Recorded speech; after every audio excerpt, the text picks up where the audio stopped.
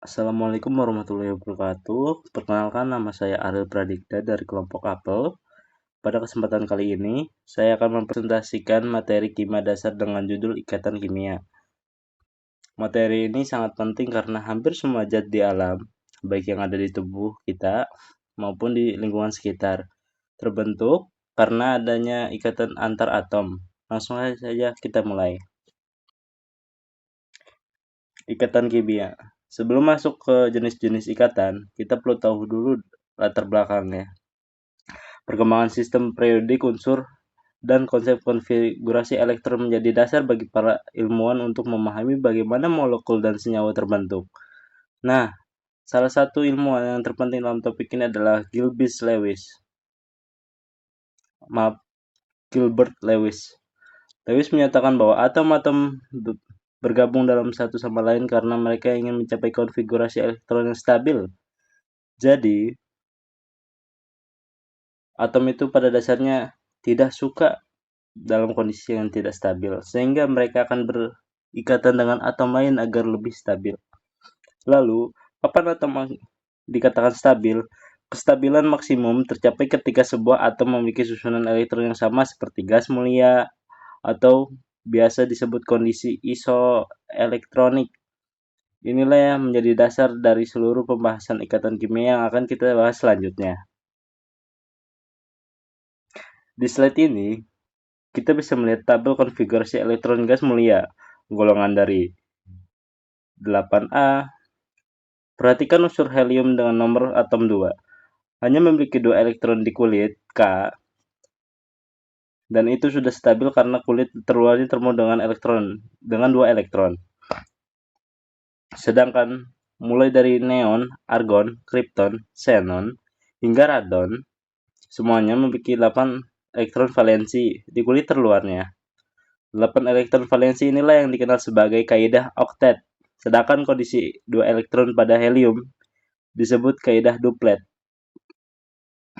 Jadi, atom-atom lain di luar gas mulia akan berusaha melepas, menerima, atau memakai bersama elektron, supaya elektron valensinya mencapai 8 atau 2 untuk atom-atom ringan seperti hidrogen. Prinsip inilah mendasari terbentuknya ikatan kimia. Sekarang kita akan masuk jenis ikatan yang pertama, yaitu ikatan ionik. Ikatan ionik terbentuk dari 2 jenis atom dengan sifat yang berlawanan. Atom yang memiliki energi ionisasi rendah cenderung memudahkan melepaskan elektronnya, sehingga membentuk ion positif atau kation.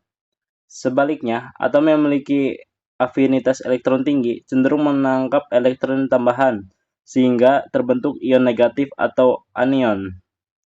Nah, kedua ion yang berlawanan muatan ini kemudian saling tarik-menarik karena gaya elektrostatik, dan tarikan inilah yang menyatukan mereka menjadi sebuah senyawa ionik.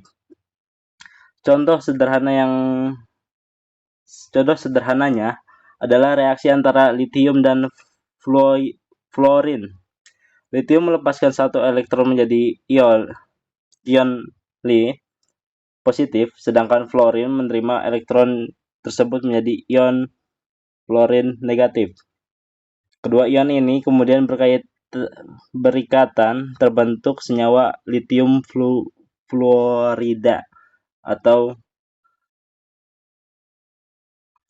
LiF.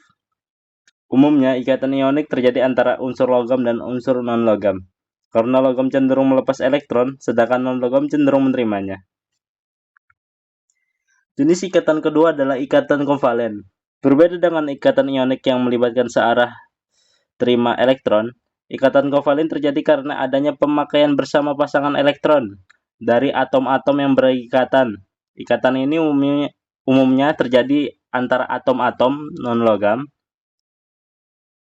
Untuk mengabarkan letak elektronnya, biasanya digunakan simbol titik atau tanda silang yang kita kenal sebagai struktur Lewis. Berapa contoh senyawa dengan ikatan konvalen antara lain H2, hidrogen, kalsium 2, CH4, nitrogen 2, CH6 dan H6 dan HCl. Senyawa-senyawa ini sangat umum kita temui mulai dari gas yang kita hirup hingga senyawa organik. Macam-macam ikatan kovalen berdasarkan jumlah ikatan kovalen terdiri dari ikatan kovalen sendiri dapat dibedakan berdasarkan jumlah pasangan elektron yang digunakan bersama. Pertama, ikatan kovalen tunggal, yaitu ketika hanya satu pasangan elektron yang digunakan bersama. Contohnya senyawa CH4, H2O, Cl, dan NH3. Kedua, ikatan kovalen rangkap 2. Kedua pasangan elektron dipakai bersama. Contohnya bisa kita lihat pada molekul O2. Ketiga, ikatan kovalen rangkap 3.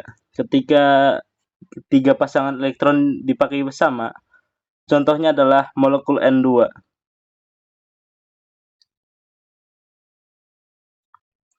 Yang justru karena ikatan rangkap, tiganya ini membuat molekul nitrogen yang sangat stabil dan sulit bereaksi. Selain berdasarkan jumlah pasangan elektron, ikatan kovalen juga dapat dibedakan menjadi 3 jenis lain. Yang pertama, ikatan kovalen koordinasi. Ikatan ini terjadi ketika pasangan elektron yang dipakai bersama hanya berdasarkan dari satu atom saja. Syaratnya, harus ada atom yang memiliki pasangan elektron yang bebas sebagai pemberi, dan atom lain yang memiliki orbital kosong sebagai penerima. Yang kedua, ikatan kovalen polar. Ini terjadi ketika atom-atom terbentuknya memiliki gaya tarik yang tidak sama terhadap pasangan elektron persekutuan.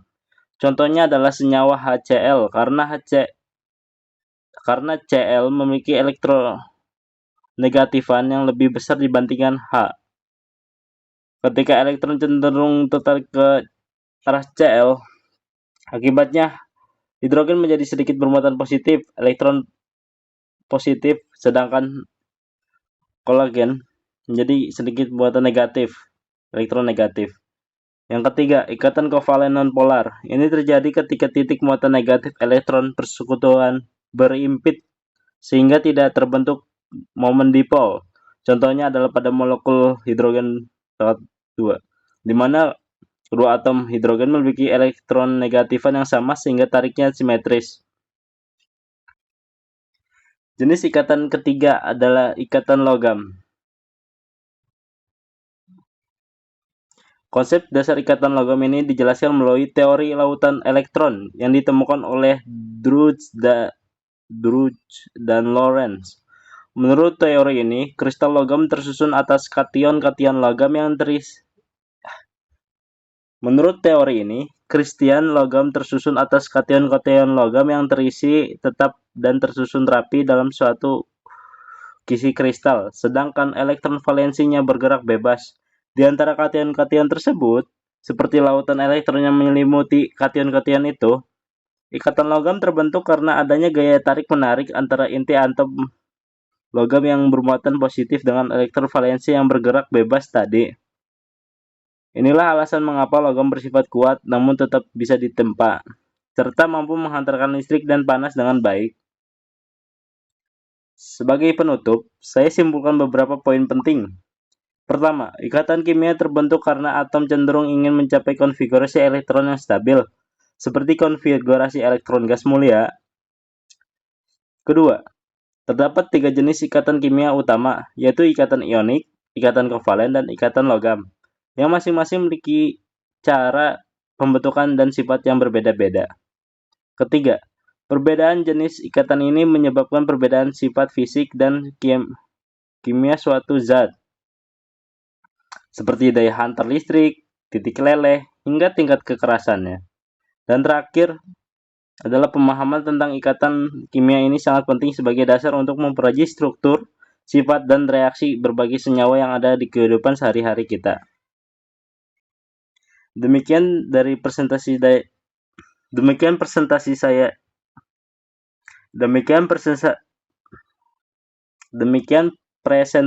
dari saya mengenai ikatan kimia. Semoga apa yang saya sampaikan dapat bermanfaat dan menambahkan pemahaman yang kita bersama. Saya dari kelompok Apel mengucapkan terima kasih atas perhatiannya. Saya membuka sesi tanya jawab. Apabila ingin diskusi lebih lanjut, silakan komen, like, dan subscribe. Terima kasih.